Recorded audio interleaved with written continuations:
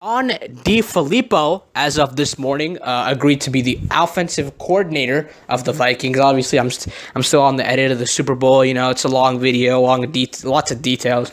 So I'll get to that probably over the weekend and get it in. But John DeFilippo, offensive coordinator of the Vikings, he was the Eagles quarterback coach after Pat Shurmur left. They needed somebody, obviously.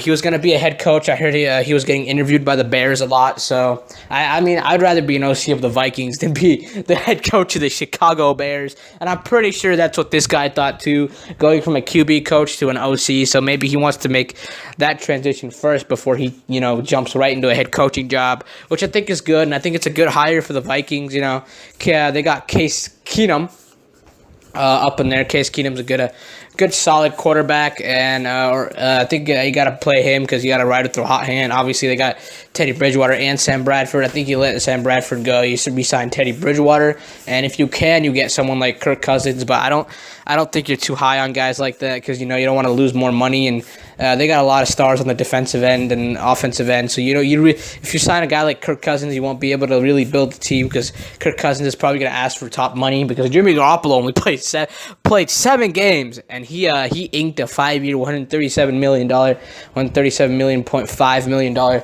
extension yesterday. So just imagine how much other guy's gonna ask. Just imagine, that's gonna be crazy.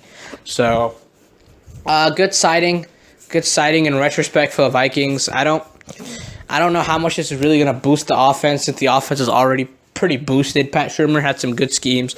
Obviously, Philadelphia had some great schemes in the Super Bowl. Doug Peterson is still an offensive coach, and he can always hire a new QB coach. Carson Wentz, it's not really that much of a huge loss. Carson Wentz already, is pretty developed, and I mean, I just don't see how this is much of a loss for the Eagles. I see this as actually a win for both sides because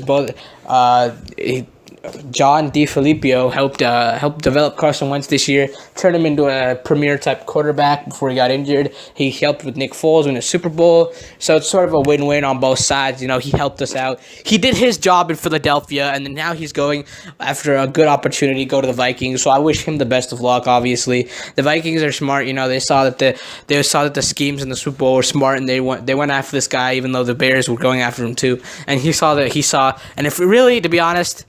If you see the difference between the Vikings and the Bears, because we knew he was out, I think it was already evident that he was out. But there's a difference between the Vikings and the Bears, and he saw it too. He's like, Vikings or Bears, and I think he realized that the Vikings are a better option. Both are obviously NFC North teams, but let's be honest, the Vikings. They have everything now. They should have beaten the Eagles, but John DeFilippo, the QB coach, and all these guys helped beat them. So maybe it was a move for them to run better offensive sets because really the only team the Vikings didn't beat in the NFC this year were the Eagles, and they obviously lost some games early on. But after they started Case Keenum, they were sort of hot. They didn't really lose much. So, they obviously lost to Cam Newton, but that's because they just got outdueled by a great quarterback. Their offensive sets were fine in that game. It was just defensively they were out. You play great quarterbacks, you lose games, but they lost to Nick Foles, and they wanted to sort of probably get those schemes and see what Filippo was all about. Since they had a chance to watch the Eagles up close this year, unlike some of the other teams, so they were like, "Hey, let's give it a shot. Let's see what happens." And they did, and they've signed him. So good job to the Minnesota Vikings. Good signing for them. I think this will help Case Keenum or Bridgewater or whoever comes in. The schemes that he runs, obviously we won a Super Bowl with him. So good luck to him, and good luck to the Vikings. I think he's out, personally. I think he's out next year. I think he's going to put in some good schemes. I think he's going to get the Vikings to a level where they're going to be a little bit better offensively. Like I said, there's not much to boost because they're already pretty good offensively.